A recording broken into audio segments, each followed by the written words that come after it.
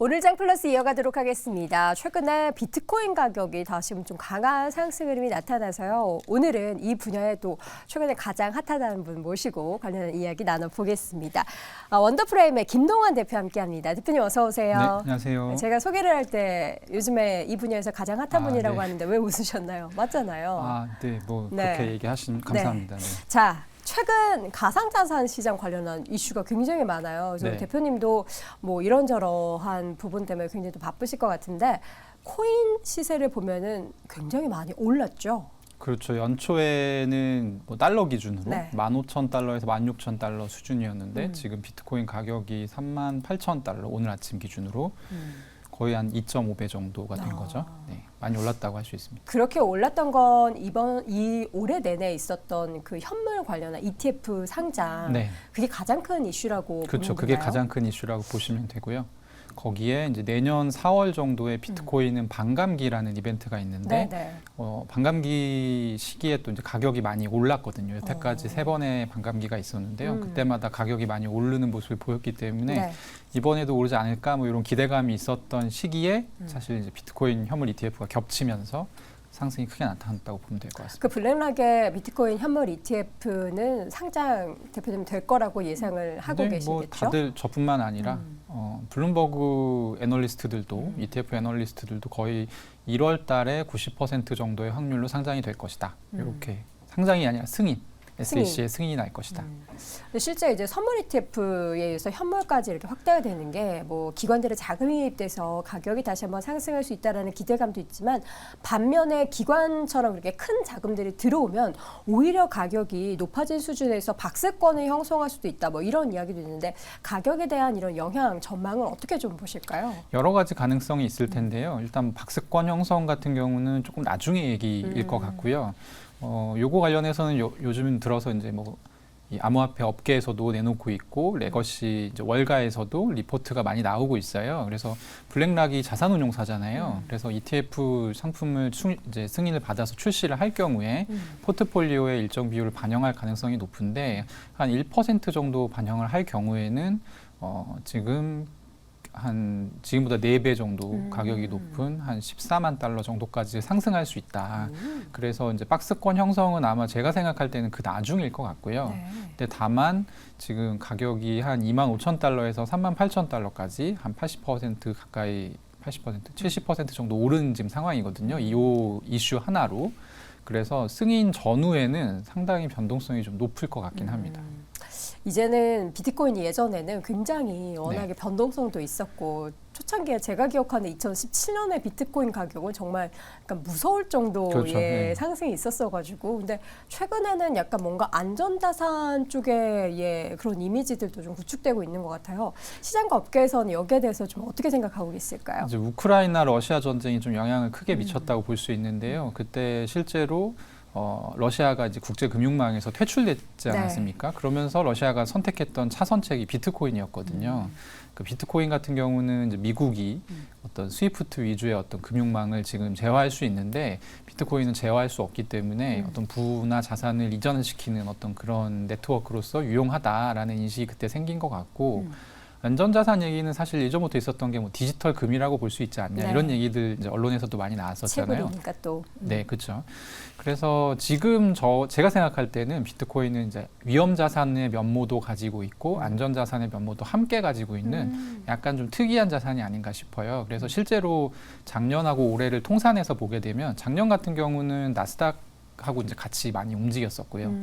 그리고 전쟁이 일어난 이후에 각국 세계은행이 작년 하반기부터 금을 막 사들이기 시작해서 그쵸. 금값이 엄청 폭등을 했었거든요. 네. 그때는 또 금 가격을 따라갔어요. 그래서 이게 이제 어떻게 보면은 좀 자기 편할 대로 해석을 할 수 있는 약간 그런 자산인 것 같기도 하고, 근데 명확하게 위험 자산이라는 게 사실은 어떤 속성이 있냐면 아직 그러니까 테슬라가 대표적인 테슬라 주식이 위험 자산인 이유는 아직 전기차가 매스 어덥션이 안 일어났기 때문에 더 발전 가능성이 높기 때문에 그런 거잖아요. 그래서 비트코인 같은 경우도 그런 속성을 가지고 있기 때문에 위험자산적인 속성도 아직 갖고 있다고 봐야 되지 않나 생각합니다. 앞서 말씀해 주셨던 비트코인 반감기 앞서서 3번이 있었다고 하셨잖아요. 그러면 이제 이게 설계 초기부터 언제가 반감기일 거라는 걸 알고 있는 알고 거잖아요. 있죠, 대충. 그러면은 매매하는 사람 입장에서는 그때 되기 전에 정말 코인 가격이 많이 떨어져 있다면 매수하면 되는 어떻게 보면 굉장히 쉬운 그런 구조네요. 뭐 그렇게 볼 수 아니에요? 있는데요. 네. 네, 그렇게 많이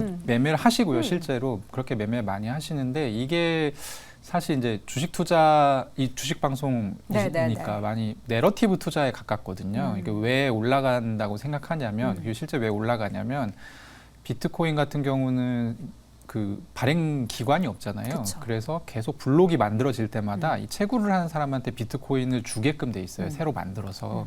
이게 유일한 공급처거든요. 근데 반감기라는 건 이 공급량이 반으로 줄어드는 시기이기 때문에, 그러니까 말하자면 공급량이 계속 줄어드는 거예요. 반감기 때마다. 그쵸. 그렇기 때문에 이제 가격이 수요의 당연히. 매수 매도의 원리에 따라서 이제 가격이 오르는 거죠.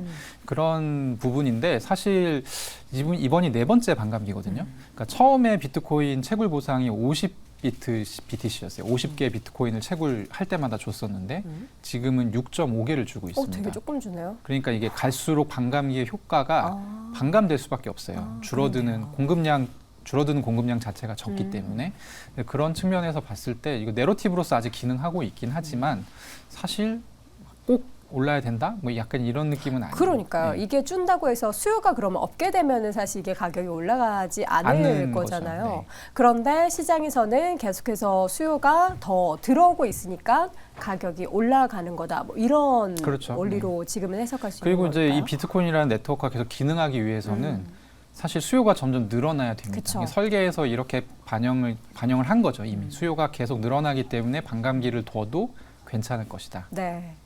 자, 내년 4월로 예정되어 있는 반감기 전까지 그러면 계속해서 비트코인 가격은 올라가는 거예요?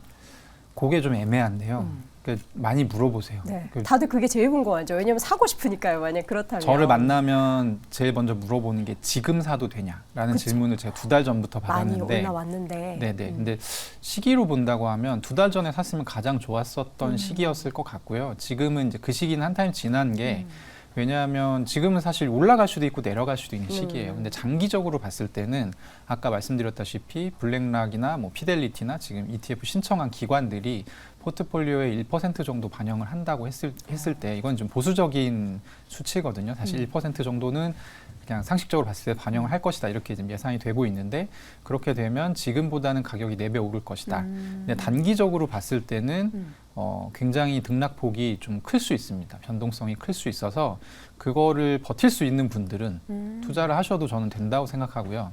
하지만 비트코인 처음 투자하는데 갑자기 뭐 가격이 30% 떨어졌어. 이건 나는 좀 이거는 더 이상 이런 투자는 할 수 없어. 그런 분들 많아요. 네, 그런 분들은 좀 조심하시는 게 그쵸. 좋을 것 같습니다. 우리 주식시장에도 뭐 관련 종목이다라고 하면서 비트코인 가격이 올라가면 뭐 미국에는 코인베이스가 뭐 있겠고요. 거래소 우리나라에서 뭐 우리기술 투자를 비롯한 다양한 기업들이 함께 올라가는 경향을 보이거든요. 네. 대표님은 가상화폐 가격과 이런 주식 관련한 기업들이 좀 동반해서 같은 움직임을 보이고 있는 현상에 대해서는 좀 어떻게 보십니까? 이제 과거에는 약간 울며 겨자 먹기 혹은 이 비트코인 좀 어렵다라는 인식이 있어서 사실 그런 식의 투자 많이 하셨는데요. 저는 추천드리지 않고 왜냐하면 인과관계가 없어요. 이게 비트코인이 올라갔다고 해서 이 주식이 올라야 된다는 이유가 없고 네. 뭐 아주 예외적인 이유는 직접 코인을 발행한 뭐 위메이드 같은 경우는 위믹스 코인의 시세가 올라가면 주가가 올라가는 어떤 그런 인과관계가 좀 있다고 생각할 수 있죠. 근데 그거 정도 제외하고는 사실 직접적인 인과관계 저는 없다고 생각하고 이제는 그런 주식을 사기보다는 비트코인이나 암호화폐 마음에 드는 걸 찾아보시고 직접 투자하는 게 낫지 않나 생각합니다. 자, 저는 뭐 언제 사야 될지를 물어보진 않겠는데요. 이 상승이 언제까지 이어질 거라고 보십니까? 상승은 저는 길게 보면 계속 이어질 것 같아요. 장기적으로 봤을 때는 우상향일 것이다. 왜냐하면 비트코인 ETF, 현물 ETF가 미국에서 승인이 된다는 것은 뭐 승인될지 안 될지 아직 모르지만 지금 높은 확률로 전문가들이 이제 될 거라고 보고 있으니까요. 된다고 하면 더 많은 사람들이 비트코인을 이제 이용할 거라는 얘기고 비트코인은 총 발행량이 고정돼 있기 때문에 원하는 사람이 많으면 자연스럽게 가격이 올라갈 수밖에 없는 구조를 가지고 있습니다. 그래서 장기적으로 본다고 했을 때는 지금보다는 무조건 가격이 올라간다고 보는 게 합리적이다라는 네. 생각을 가지고 있고요. 하지만 뭐 제가 이제 여러 차례 이런 대화를 나눠보고 그렇습니다 이렇게 얘기를 해도 그러니까 사실 투자자들은 자기가 이렇게 뭔가 필이 오지 않으면 사지 그쵸, 않더라고요. 네, 그래서 여기까지 얘기하는 걸로. 알겠습니다. 중장기적으로 봤을 때는 계속해서 오름세를 보일 수 있을 비트코인 관련한 이야기를 쭉 나눠봤는데요. 투자의 최종 판단은 여러분의 몫이고 항상 단기적으로만 생각했다면 이제는 시각을 조금 더 넓게 바라보는 그런 자세도 필요할 것 같습니다. 원더프라임의 김동환 대표 함께했습니다. 고맙습니다.